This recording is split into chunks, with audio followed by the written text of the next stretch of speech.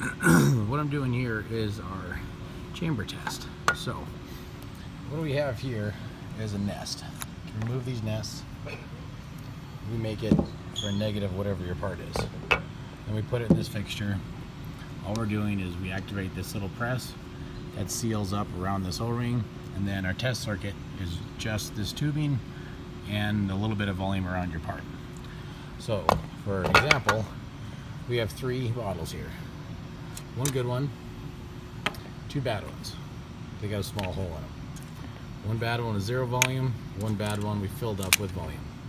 So I'm wanting 6 psi to go against the outside of this part.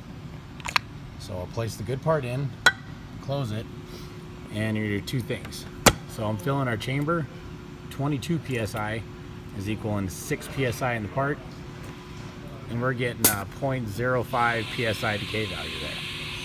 So what's happening in this line, we're filling our volume up, that's 22 psi.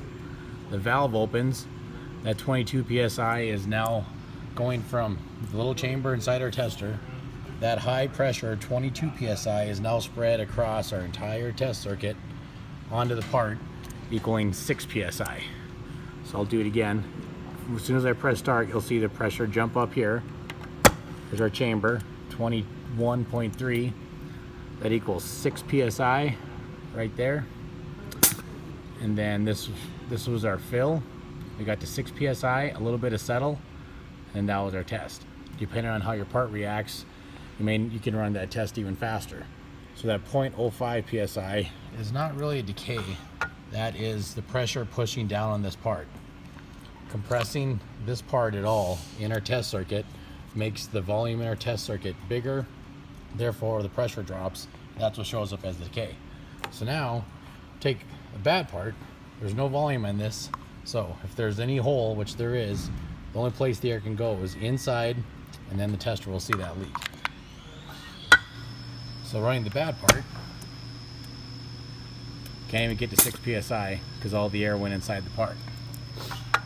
Now here's another one, same size tiny hole, but a lot of volume filled up. So this simulates a very filled enclosed part with very small dead space internally. Put that in, run the test. 21, still can't get to pressure because the air seeped inside it. So this is just a perfect example of how we run our chamber test. Put the good one back in just to show you how everything's working. 21.3 equals 6 psi. Part is gonna pass. Green light, good.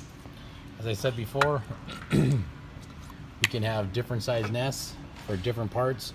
If it's a real small part, some people do a cut on the other side. We're growing these 3D so we can get them turned around pretty quick. So proof of concept, we could just make one nest for your part and run it in this demo setup and go from there. If your part's bigger, we have the same size nest. We can make this drawer fixture this big, this big, this big, whatever you need to accommodate the size of your part.